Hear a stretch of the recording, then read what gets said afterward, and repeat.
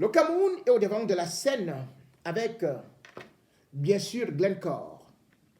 Glencore, c'est cette histoire qui nous révèle que deux sociétés du Cameroun trempées dans le pétrole sont aussi trempées dans la corruption avec Glencore. Glencore a reconnu devant les autorités américaines et devant aussi la justice anglaise qu'elle a corrompu les autorités camerounaises. Et ces autorités, bien sûr, jusqu'à présent, personne n'est inquiété. Mais à y voir de près, c'est parce que les autorités camerounaises, au sommet de l'État, sont trempées toujours dans des affaires de corruption. Glencore, voilà donc une histoire où une entreprise internationale déclare devant le monde entier avoir corrompu les autorités camerounaises à 7 milliards. 7 milliards, c'est ce que Glencore avoue.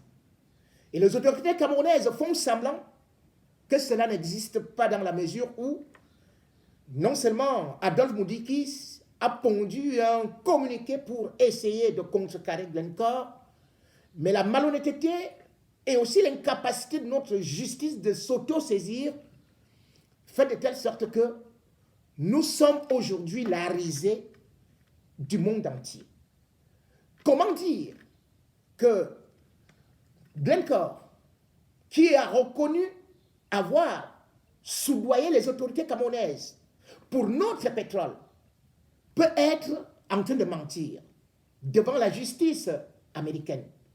Glencore a plaidé coupable parce que, effectivement, aux États-Unis, lorsque les enquêtes révèlent que vous êtes trempé, vous ne pouvez pas contester, sinon les peines seront alourdies, y compris la prison. Raison pour laquelle Glencore a dû passer à table, tout déballer, éventrer, pour éviter le parjure. Parce que devant la justice américaine, lorsque vous mentez, lorsque vous prêtez serment, vous devez dire la vérité. Mais au Cameroun, avec notre justice corrompue, avec nos autorités, jusqu'à présent, le ministre de la Communication n'a pas encore parlé. Il n'a rien dit par rapport à ce scandale qui est en train de souiller le Cameroun. Et rien, ni le Premier ministre. Et dans cette histoire, on connaît bien les tenants et les aboutissants. Puisque l'un des premiers tenants, c'est bel et bien Ngongo. Ngongo, secrétaire général, ministre d'État à la présidence de la République. Par ailleurs, président du conseil d'administration de ce qu'on appelle, bien sûr, le puits à pétrole. C'est lui qui, avec Paul Biya, bien sûr, savent où va l'argent du pétrole. C'est eux qui, bien sûr, sont trempés avec Adolphe Moudiki dans cette magouille et dans cette vaste opération. Maître Akeremouna, qui est au feu au moulin, ancien président de Transparency International, a saisi la CONAC pour l'ouverture d'une enquête. Et bien sûr, la CONAC, en la date du 6 juillet 2022, a écrit à Maître Akeremouna qu'elle est en train d'ouvrir une enquête. Cette enquête, comme nous le savons, il n'y aura aucun résultat, puisqu'on connaît comment est-ce que ça se passe. La CONAC ne parvient donc pas à arrêter tous ceux qui sont là, comme des gros faussaires, et qui sont très bien couverts. Tout comme également, la CONAC n'a jamais ouvert une véritable enquête sur la ligne 94, qui est un véritable scandale d'État. Et où j'ai annoncé plusieurs fois, j'étais le premier à éventrer ce complot, ce pillage des caisses de l'État à travers le ministère de l'économie où Louis-Paul Motazé était et où pratiquement il a transformé cela en une caisse privée, en une quincaillerie qui pouvait gérer comme il voulait, distribuant du magot des milliards à Mugbelinga, soit pour ses télévisions, soit pour son école, soit pour des marchés fictifs. La ligne 94, jamais la CONAC n'a eu à ouvrir une enquête, malgré tout ce que nous avons eu à dénoncer et malgré toutes les preuves tangibles que nous avons eu à verser sur ce véritable scandale. Nous avons pointé à Mugbelinga et surtout nous avons pointé aussi le cerveau de cette ligne en la personne de Sylvain Bondo qui aujourd'hui est devenu président de section du parti au pouvoir, le RDPC, dans le dialogue. Nous avons dénoncé cela et tout comme nous avons dénoncé sa fausse agression perpétrée dans son domicile où on a dit que ces 4 individus qu'il avait torturés de 23h presque jusqu'à 3h, 4h, 5h du matin et où il a été transporté au niveau de l'hôpital de la CNPS. J'avais donné tous les éléments pour dire au gouvernement camerounais que c'était un montage et que le but de cette agression était une évacuation sanitaire avec la complicité du docteur Elé à la Caisse nationale de prévoyance sociale, à l'hôpital de la Caisse. Le docteur Elé qui s'est dit le médecin du président Biya. J'avais dénoncé cela, cette mascarade, et qui avait été bien montée par Amougou Belinga et Louis-Paul Motazé, parce que Sylvain Bondo est la pièce maîtresse qui devait passer au TCS, au tribunal criminel spécial, et qui devait donc livrer les secrets concernant tous ces marchés, tous ces montages qu'il avait fait avec les 2 bandits qui sont Louis-Paul Motazé et Amougou Belinga. Après avoir donné cette alerte, il aurait été normal qu'au moins Mbargangele, le DGSN, puisse prendre des mesures. Mais qu'a-t-on vu? On a tout simplement vu comment est-ce qu'il fêtait ses 90 ans, comme étant le policier le plus vieux du monde. Et voilà ce que j'avais annoncé qui vient de se produire. Sylvain Bondo est parti du Cameroun clandestinement, à l'insu des médias, avec un dossier médical monté par le même individu, à savoir le docteur Elé. Il est arrivé, comme d'habitude, dans ce qu'ils appellent l'hôpital américain. Il est en train de boire du champagne, calmement, et au bout peut-être de 2 ou 3 semaines, il n'y sera plus, et puis il ne rentrera plus au pays. C'est un schéma classique, à savoir, le régime Biya aime exfiltrer ceux qui peuvent compromettre, bien sûr, les dirigeants, enfin, les ministres, les grosses têtes et Paul Biya lui-même. Voilà donc Sylvain Bondo qui se retrouve à Paris après avoir commis autant de délits. Et on dit que c'est une évacuation sanitaire aux frais de l'État camerounais. Et nous savons que cette évacuation n'était qu'une porte de sortie, comme bien d'autres, trempés souvent dans des détournements graves. On se rappelle de Essimi Meigné, qui était bel et bien ministre des Finances au Cameroun entre 2007 et 2011. Essimi Meigné, lorsqu'il est sorti du gouvernement, un certain d'octobre 2015, parce qu'à cette époque, il était déjà ministre de l'Agriculture, parce qu'on avait ouvert le dossier des détournements qui avait été commis pendant qu'il était ministre des Finances. Et Simi Meignet avait lui aussi inventé un AVC. Et puis il est arrivé où? Toujours à l'hôpital de la CNPS. Et on a donc dit que c'était une hernie discale. L'opération avait été montée par le même docteur Hélé, avec la complicité du ministre de la Santé de l'époque qu'on appelait Mamafouda.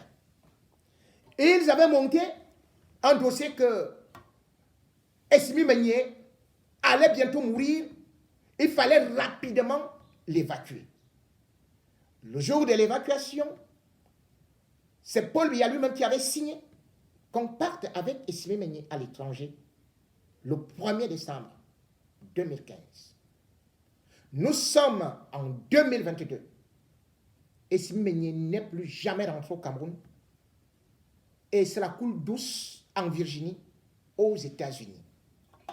L'État du Cameroun, dans son théâtre, a émis 4 mandats d'arrêt internationaux. Esmi Meignet prend calmement des avions pour aller à gauche et à droite. Il n'a jamais été arrêté. Esmi Meignet, pourtant, voilà un ministre qui a pillé officiellement les caisses de l'État avec son propre frère et qui est en liberté, qui a été autorisé de voyager dans un jet privé avec sa femme et 10 autres personnes. On nous disait que c'était des policiers qui allaient se mettre à le surveiller et l'ont ramené au pays.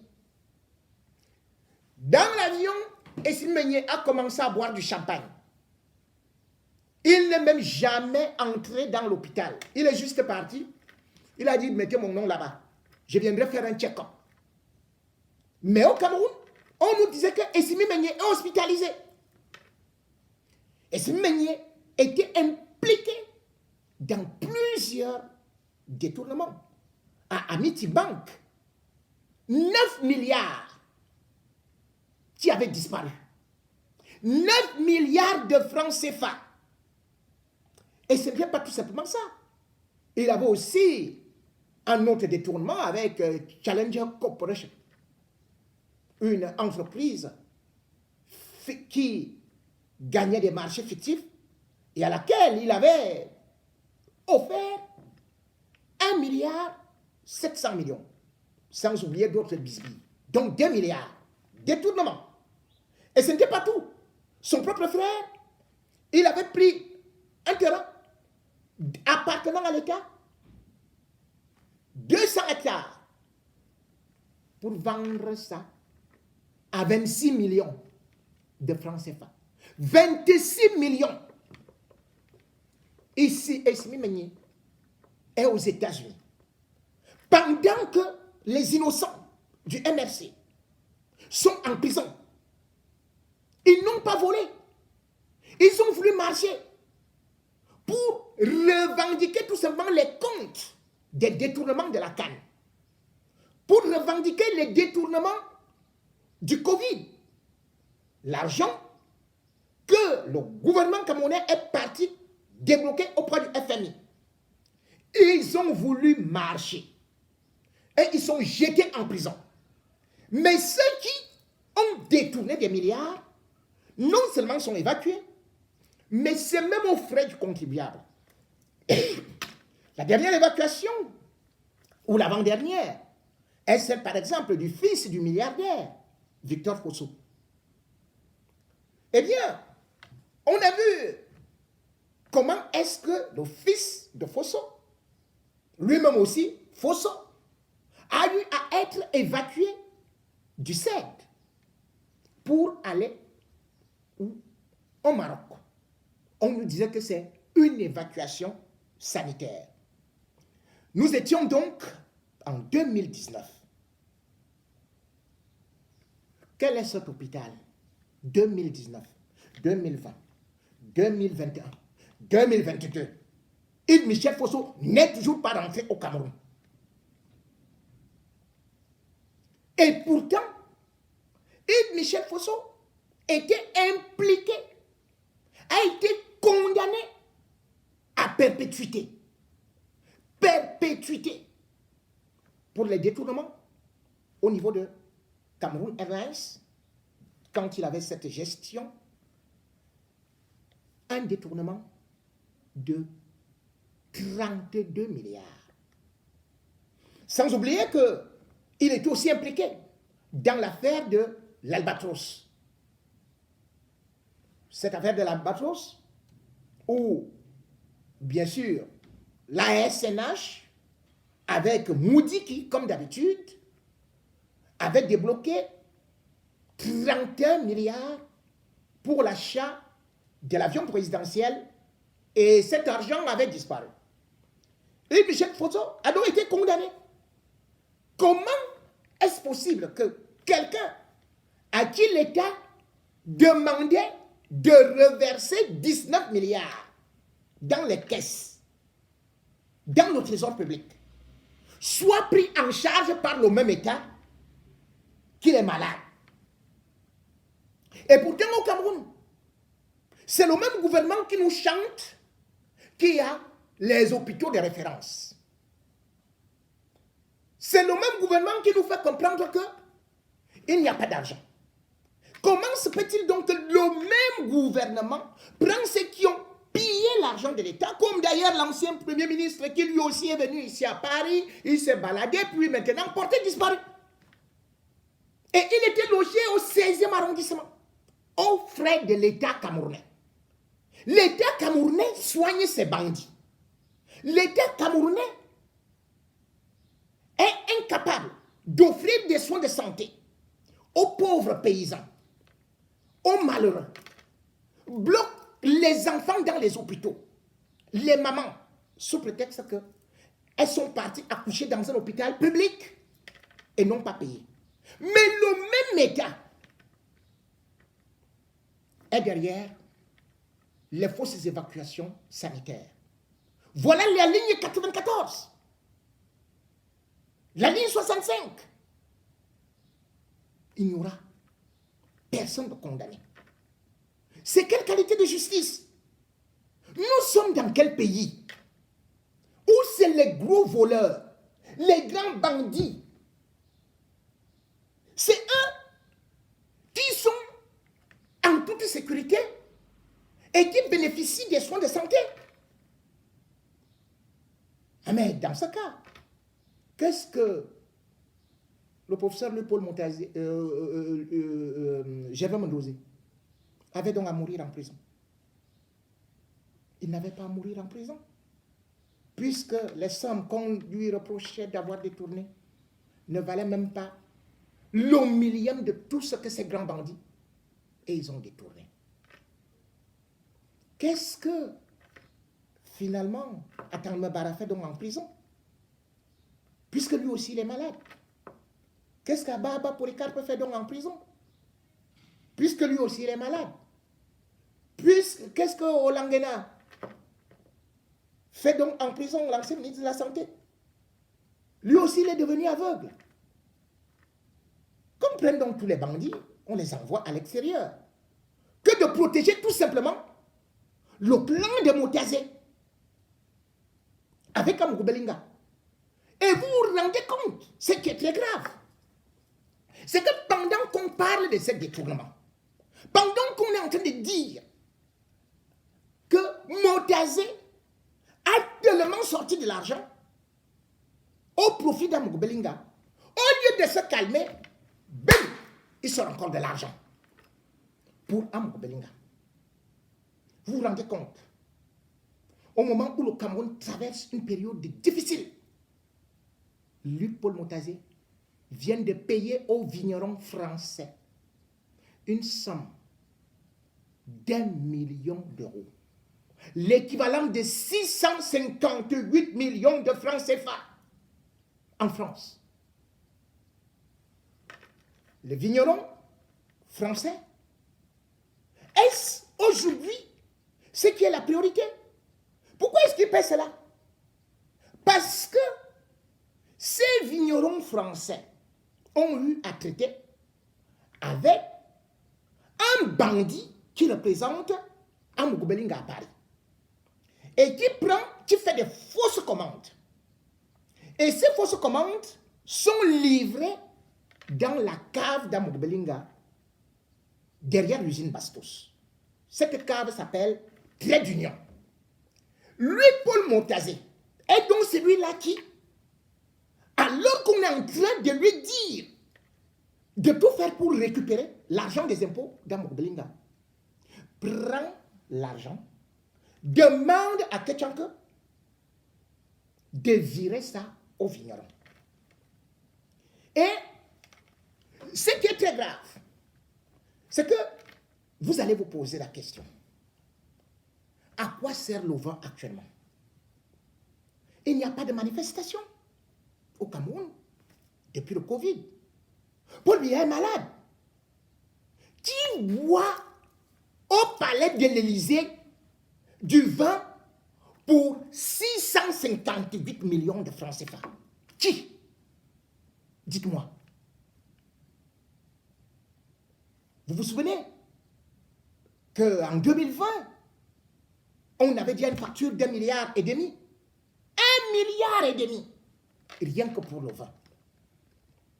Et c'est comme ça chaque année. Lui, Paul Montazé, déclenche l'opération et on paye. Et pour mieux contourner l'affaire, ils prennent donc un représentant à Paris qu'on appelle Achille Mpilé. Achille Mpilé est un féman, représentant d'Amugubelinga et de lui Paul Montazé. Achille Mpilé, il vit à Sèvres avec une femme camerounaise, mariée à un blanc, et lui, il est le deuxième mari de cette femme, à Sèvres.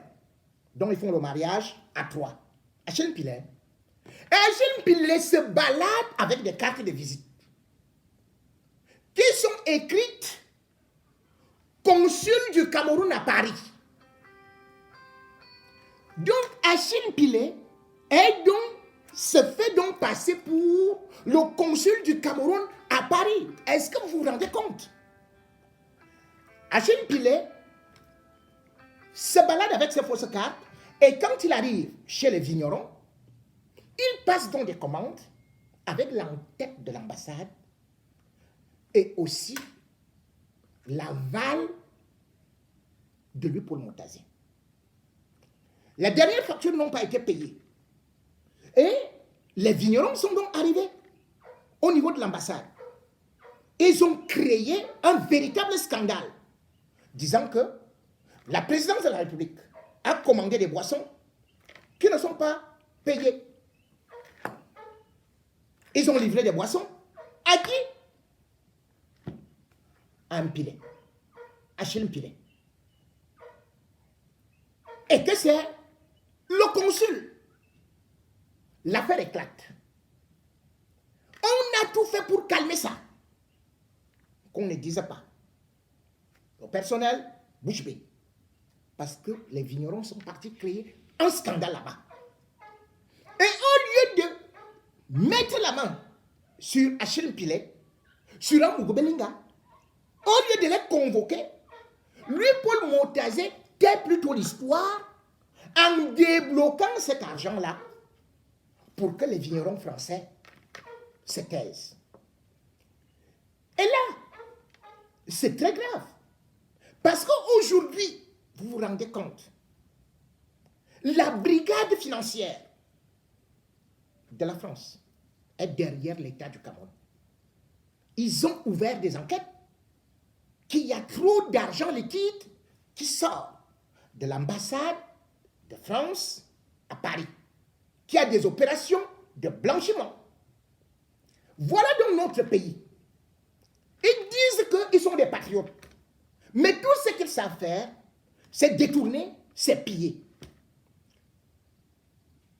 Lui, Paul Montazé est là. ministre des Finances, après avoir été ministre de l'économie, quel est le bilan? Le Cameroun se retrouve aujourd'hui parmi les pays les plus endettés d'Afrique. Le Cameroun est dans le top 10 des pays les plus endettés. 7e position, selon le dernier classement publié par la Banque mondiale pour l'année seulement 2021. Si on va prendre ce qui vient de se passer en 2022 ou ce qui va se passer, puisqu'on ne fait que s'endetter, eh bien, le Cameroun sera dans le top 3. Vous vous rendez compte que le Cameroun est quand même plus endetté que une grande puissance comme le Nigeria, qui est à côté de nous? Vous vous rendez quand même compte que le Cameroun est plus endetté que des grandes puissances, où on voit, parce que quand un pays s'endette, c'est pour construire des infrastructures, c'est pour créer des emplois, c'est pour développer le secteur industriel, le secteur agricole. Mais l'argent du Cameroun, les générations et des générations vont rembourser cela à cause des gens comme Paul Montazé en Mokobelinga.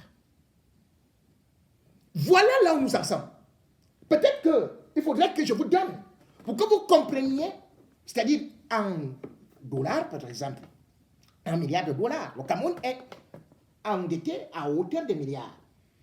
Pour comprendre la gravité de l'affaire, parce que nous serons bientôt dans ce qu'on va appeler un état en cessation de paiement. Et quand on y sera, eh bien, tout le monde va nous virer. Lorsque vous regardez seulement la Banque mondiale, qui a publié donc ce rapport, ce n'est pas moi qui le dis, c'est pas moi qui le dis, vous allez voir que le Cameroun, sans même regarder ce qui se passe ailleurs, est déjà seulement au niveau de la Banque mondiale. Rien que la Banque mondiale, on ne regarde pas ce qui est au niveau de la Chine, au niveau de la France. Le Cameroun est à 6 milliards de dollars. C'est-à-dire devant le Nigeria. Regardez un peu le classement. Vous allez voir que les pays les plus endettés, c'est l'Angola, où il y avait Dos Santos, qui a aussi fait 37 ans au pouvoir et qui vient de mourir. Je vais y revenir. Vous avez l'Éthiopie. Tout le monde sait au moins que l'Éthiopie s'est endettée et on voit les infrastructures en Éthiopie.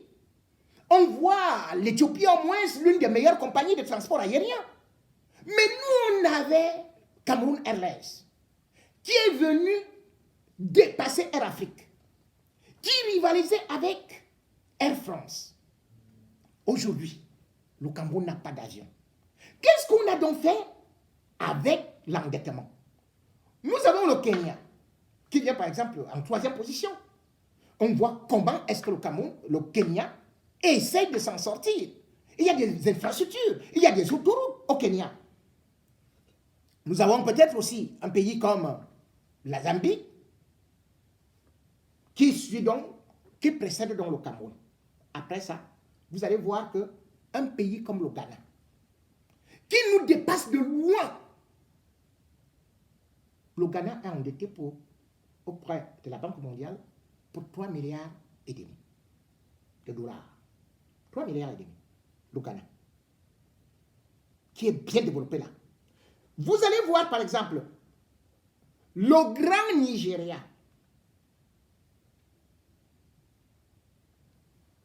Même chose. À peu près 4 milliards.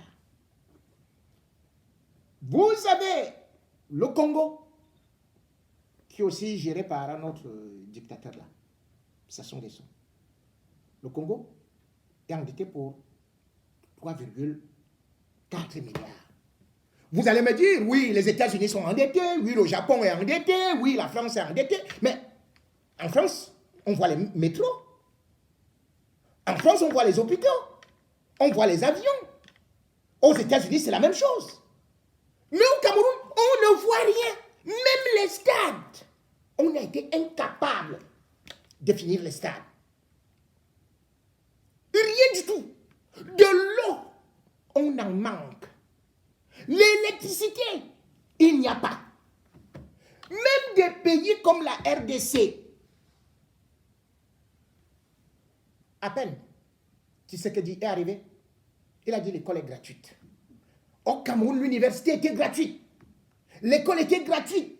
Tout comme l'eau était gratuite. Il y avait des robinets, il y avait des pompes à l'extérieur. Aujourd'hui, ce sont les étudiants qui payent plutôt l'université. Alors qu'à l'époque, les universités du Cameroun offraient des bourses aux étudiants. On s'endette donc. Pourquoi faire? On s'endette pourquoi? Juste pour faire ces milliardaires qui nous narguent, qui ont déjà préparé leur avenir, leur coup, qui préparent avec leur clan la guerre de succession. Quand vous entendez Amour Belinga, quelque part, c'est toujours le faux. Motazé, c'est incroyable.